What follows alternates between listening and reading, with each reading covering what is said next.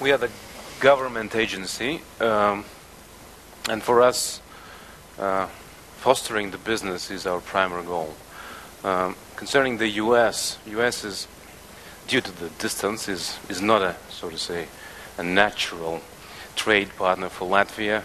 I think the total numbers, the U.S. is less than Latvian exporters do with China. But this number is keeping to grow. What are our prime concerns regarding entering the U.S. market? We of course have the government strategy on what sectors we should promote, etc. And this is not a secret. The ICT sector is being ranked as #1, and followed by pharmaceutical, biotech, and then energy sectors. And we are now focused on the ICT sector, as this is our topic today, and our already third trade mission to San Francisco, Silicon Valley, has just arrived from San Francisco. We hope that they will bring some results. At least the last groups which arrived from there, they have already some good contacts with VCs, and they have received proposals to be the part of their companies, and as far as we know, that these discussions are still ongoing. As our companies, just to be precise, LIAA, our agency, we are not working with large corporates. Normally they have their own export units which are well organized, etc. Our prime target is small and medium company, for which the skills for exporting, skills in how to talk with VCs are, in most cases, so they lack those skills. So it takes time for Latvian startup companies to be able to speak at the same level, say not to be on the same page of the book, but to be in that book. This is already, so to say, a huge step forward.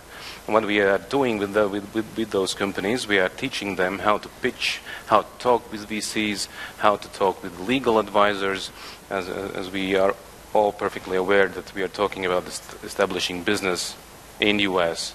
And for a lot of companies, even in Latvia, establishing business in Latvia sometimes is a psychological challenge. And if we are talking on overseas market, this is heroism already, right? Our natural markets are, of course, the EU, Scandinavian countries, and everything which is a bit beyond that border is endeavor and huge success. That's why our Japan, Americas is still opportunities to chase, so to say.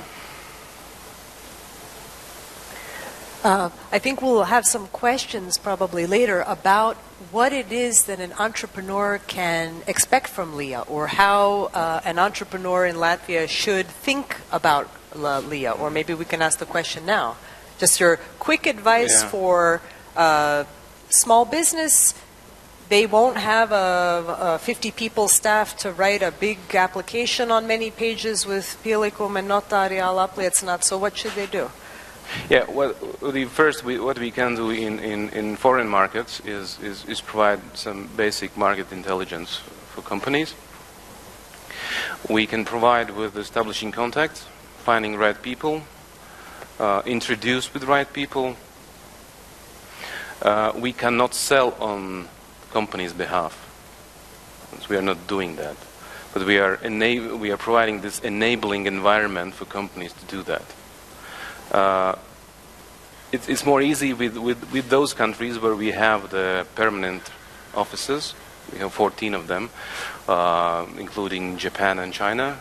We used to have one in US, but due to the economic crisis, it was shut. And of course, in these markets, it's a bit more easy.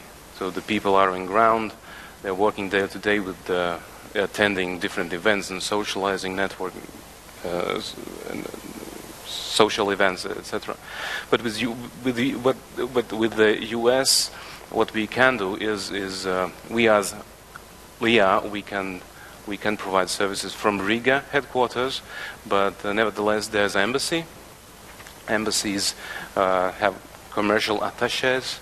Latvia has also 16 honorary consuls in US, and if there is a need for a high-profile event, or to raise a profile for some event organized by Latvian entrepreneurs, the honorary consuls can also, so to say, get connected to the event, if possible, to connect right people in the right social, strata, etc.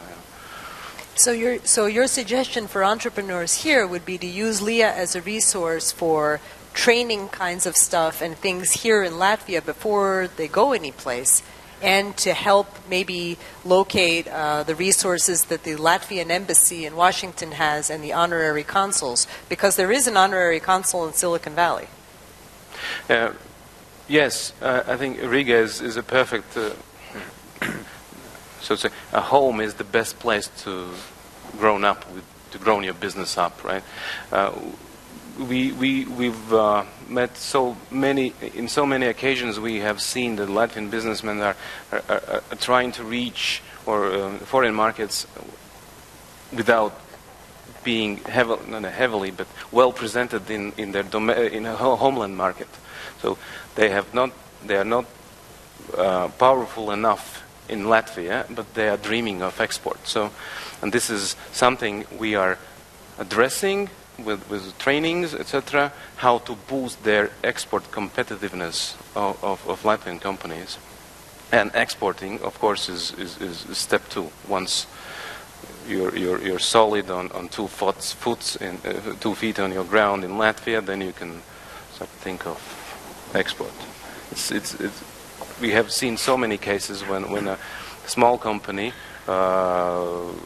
with the output capacity of I don't know, very limited output capacity, and they are approaching large clients without being sure that they would be able to supply the order if requested. So these are the small bits and pieces we talk to companies that you have to think of A, B, C, and D before going to foreign markets.